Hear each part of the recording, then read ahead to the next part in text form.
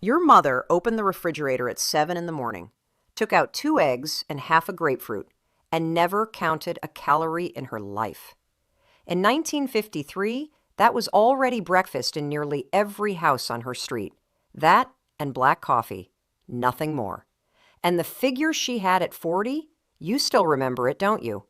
A real waistline, no gym, no app counting macros. That didn't come from willpower. It came from 12 simple things sitting in her pantry, each one there for a practical reason.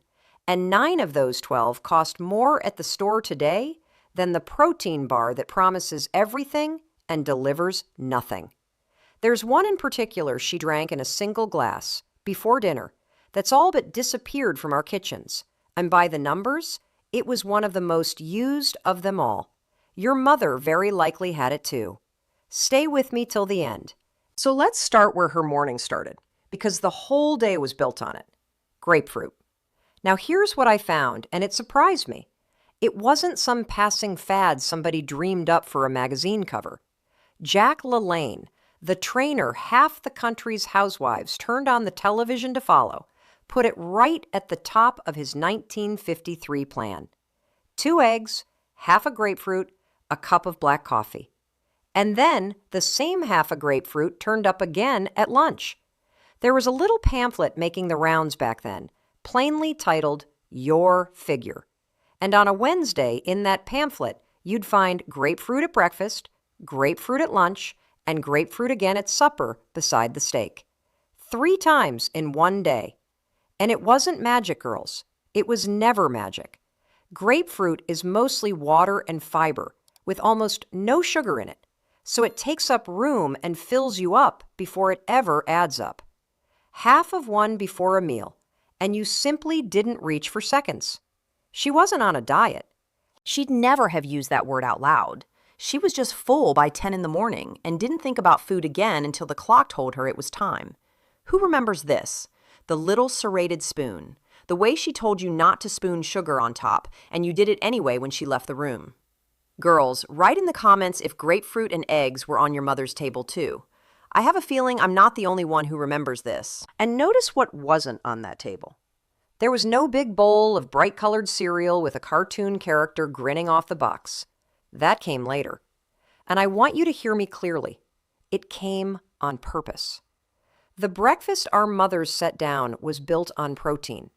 Eggs, 2, sometimes 3, fried in a little butter or boiled the night before. Protein sits with you. It holds the morning steady, hour after hour, and asks for nothing. A bowl of sugared flakes does the opposite. It lifts you up fast and drops you just as fast. And by 10 o'clock, you're hungry all over again, opening a cabinet, looking for the next thing. Now, that is not a flaw in the cereal. I need you to understand that. That is the whole design. Somewhere along the way, a man sat in a marketing department. Let's give him a name. Let's call him Mr. Marketing. And Mr. Marketing works something out that your mother never knew and never needed to. A customer who's hungry again at 10 o'clock is a customer who buys again at 10 o'clock. 2 eggs at 7 that hold you till noon don't sell a thing in between. That was the trouble with them. They work too well to be profitable. If Mr. Marketing has gotten to your breakfast table too, give this one a thumbs up. Misery loves company, girls. And by the time lunch came around, the trick was the very same one. Protein, dressed up small and cheap. Cottage cheese. A spoonful of it beside a little salad, a few crackers maybe, and that was a meal a grown woman built her afternoon on. It got so tied to the way women ate back then that there was a cottage cheese diet with a name on it by the early 1950s, a full 20 years before it came back into fashion in the 70s. And here's the part nobody stops to do the math on. 1 cup of it carries 28 grams of protein. That is nearly what you'd get out of a piece of meat, out of a plain carton that costs next to nothing. It wasn't cheap because it was lesser than. It was cheap because it was honest. Nobody had figured out yet how to wrap curds in a fancy label, print a word like high protein across the front in gold, and charge you $8 for the privilege. That came later too. Back then, it was just food. Simple was normal back then. Nobody called it a strategy or a hack or a routine. They just called it lunch, scraped the bowl, and got on with the rest of the day. Now let me show you something, because this next one didn't only get forgotten, this one got taken. Buttermilk, the real thing, cultured, poured cold out of a glass bottle from the dairy down the road, the one with the name of the family painted on the side of the truck. 98 calories in a full glass, heavy with calcium, and it sat in your stomach and quieted the hunger right down before a meal ever started. It was cheaper to make than ordinary milk, which is exactly why the women minding their figure reached for it in the first place. And then something happened that I want you to keep in the back of your mind for the rest of this list. Through the 50s and into the 60s, the dairy business pulled together into a few big plants. The little local dairies, the ones with the painted trucks, closed one after another. And the buttermilk our mothers drank without a second thought quietly slipped off the shelves until you could barely find a carton of the real thing. The very first one to go. Not because it quit working, because it quit being where the money was. I hadn't tasted buttermilk in years before I started digging into all this. Tell me in the comments, when's the last time you saw it in your own fridge? And buttermilk was not the only thing that vanished off that table. Liver went with it. Once a week in nearly every house on the street, sometimes with onions, sometimes with a strip of bacon, and now? Now my cousin Linda drives to the pharmacy and spends $30 a month on a bottle of little iron capsules and swears up and down they changed her life. Girls.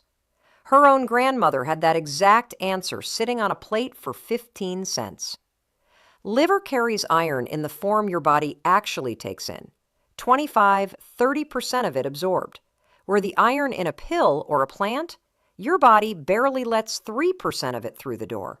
It carries B12. It carries choline in amounts you'd have to eat 3 or 4 servings of ordinary steak to come close to. We went from eating the whole animal, nose to tail, nothing wasted, to eating one tidy muscle and buying all the rest back in a bottle with a child-proof cap. And we did the whole turn in about 50 years. I pulled all 12 of these into one guide, the full list, the why behind each one, where the rare ones still turn up cheap if you know to look, and how to read a modern label so you're never fooled twice. 40 years of buying the wrong thing went into it. QR codes on your screen, links below. It's already done. It's just waiting for you to pick it up. Right beside the liver, pushed to the back of the cupboard, sat the cans. Sardines. And I know I can see the face some of you just made because I made it too for the better part of my life. But stay with me. 3 ounces of those little fish gives you nearly 4 times the omega-3 they sell you in a soft gel at the front of the drugstore today. More calcium than a tall glass of milk. More iron than most of the steak in the case. It was called a poor woman's food, but only ever on account of the price. On the plate, it was richer than half of what we hand over a premium for now and call a treat. My mother never once worried about an omega-3 capsule. She had a can of sardines and 3 cents and a can opener, and she never gave it a second thought. Share this with someone who's still paying $40 a bottle for what she had for pennies. Now, I need you to stay right here with me because this next one is where the whole thing turns over. This is a notebook moment. I mean that. Soup. Not the can, not the carton, the pot. There was a pot that lived on the back of the stove in those houses. And into that pot went the bones from Sunday's roast, the ends nobody wanted, the tops and tails of the vegetables, a handful of whatever was going soft in the bin, and water and time. Hours of it. That pot was the beginning of dinner most nights of the week. A bowl of that broth before the meal, and you came to the table already half full, already settled. And it cost almost nothing, because it was built entirely out of the things you would otherwise have carried out to the trash. Now here's what nobody tells you, and this is the line I want you to actually write down. That pot was the short road. bones to broth, in her own kitchen, for free. And look at what they did with it. They took that exact thing, that same broth, poured it into a carton, stirred in salt, and printed a soft word like artisan or bone broth across the front. And now it's $5 a box, and they'll sell you a stack of them. The cheap thing became the expensive thing.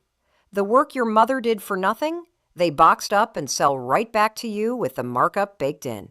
Hold on to that, because it is going to happen one more time before this list is finished, with the very thing I told you at the start I was saving for last. Write this one down. And if you haven't subscribed yet, now is the moment to do it, because there's more to this list, and I don't want you to miss where it's going. And here is what made every bit of it enough. The plates themselves were smaller. I mean that as plainly as it sounds. Go and pull a dinner plate out of a 1955 cupboard and set it down next to one you bought last year, and you'll see it with your own eyes. Ours has grown by inches across. Juice came in a 4-ounce glass, the little one, not the tumbler we fill to the brim now. Lunch was half a sandwich and an apple, and that was a fine lunch. A 1/4-pound hamburger was considered a big one, a treat, not a Tuesday. Nobody at that table was measuring a single thing, because they didn't have to. The plate did the measuring for them. And then, somewhere along the line, we threw out the small plate. We bought the bigger one. We filled the bigger one. And then we went and bought a little app for the telephone to tell us we'd eaten too much off of it. One small plate did the entire job, quietly, for free, for 50 years. If that one made you smile, you know exactly what to do. Tap that like. And there was a shape to the meal itself. The same shape every single night of the week. Meat, a starch, a vegetable. Bread on the table in a basket. And a small something sweet at the very end. A little dish of Jell-O. A few canned peaches in their syrup. Nothing more than that. Now that sameness is the exact thing people say they miss. And they're right to miss it, though most can't say why. Here's why. When dinner is always those things, in those amounts, at that hour, there is simply no room left over for the in-between. There was no grazing, no standing at the open refrigerator at 3 in the afternoon, working your way down through a bag of something with no bottom, no eating in the car, no eating at the desk, no eating standing up over the sink with the refrigerator door still hanging open behind you. The structure itself was the diet. Not any single food on this whole list. The shape that all of them sat down inside of, night after night, until it was just the way things were done. Which brings me, finally, to the one I told you I was holding back. The glass she drank before dinner. It wasn't the buttermilk, we already covered that one, as earlier. It was gelatin. Plain Knox gelatin. The kind that came in the little paper packet, stirred into juice or water or a cup of warm broth and drunk down a half hour before the meal. And the company knew precisely what it had on its hands. Back through the 50s and 60s, Knox printed whole booklets, I've seen them, on using their gelatin to hold your figure. Plain gelatin, not the sweet, wobbly Jell-O, sets into a soft gel right there in your stomach. It takes up room. You sit down to dinner already a little settled, and you eat less without ever once deciding to. I have to be honest with you, the way I always am. I bought the $40 tub of protein powder, the one with the seal you peel back, before I ever found out my own grandmother had this same answer waiting in a packet that cost a nickel. Why did they ever stop making it this easy? You already know the answer to that by now. It's all in the guide, links right below. And I'll tell you something else. Because the food was only ever half of it, the other half was the day itself. The stores back then were spread all over town. The single great supermarket under one roof, the one you drive to and load the trunk at, that didn't exist yet. So a woman walked to the butcher for the meat, to the baker for the bread, to the market for the produce, a basket hanging off her arm, and then the whole way home again, and twice if it didn't all fit the first time. One car in the family, if there was a car at all, and her husband had it at work. A woman keeping a house in 1955 burned through more than 1,000 calories in a day just doing the ordinary work of the house and the errands, roughly twice what most of us burn now. The small plate was enough because the day around it was so much bigger. But I have to be honest with you girls, all the way honest, because this audience has a sharp eye and you would catch me the second I wasn't. Not every bit of it was clean. Some of those women were thin because the doctor handed them a little bottle of pills to get them through the week, to keep up with a big house and 5 children. They called it mother's little helper with a wink. And what it really did was take their appetite away right along with their nerves. Plenty of them lit a cigarette where they might have eaten something. I am not going to sit here and dress that part up as wisdom, because it wasn't. It was a cost. And some of those women paid on it quietly for the rest of their lives. So I won't romanticize it for you. My mother was right about the food, dead right. But she was right about something else too, something I went looking for after all this. And the answer surprised me more than any of it. I already found it. It's waiting for you in the very next video, right after this one. But strip all of that away. The pills, the smoke, the hard parts I won't pretend weren't there. And what's left underneath is the simplest thing on this whole list, and it happens to be the truest. They ate at home, sat down, at a table, to food that somebody made with their 2 hands. Fast food at the window, a pizza brought to the door, takeout 3 nights a week, none of that was ordinary American life until somewhere in the middle of the 1980s. And if you take the line of when that changed, and lay it right next to the line of when this whole country started getting heavier, the 2 of them cross over at just about the very same spot. That is the entire thing turned completely upside down. Cooking at home, the cheap road for 70 straight years, is now the one that costs you time and effort and a tired evening. And the drive-through window is the easy one. They flipped it on us. And most of us never saw the hand move. If your daughter isn't sitting there watching this with you, send it on to her when it's over. Because this is how it survives now. Not in a textbook, in a text message from you today. So picture her one more time, standing at that refrigerator. 7 in the morning, 2 eggs, half a grapefruit, the light coming in through the window over the sink. She wasn't depriving herself of anything.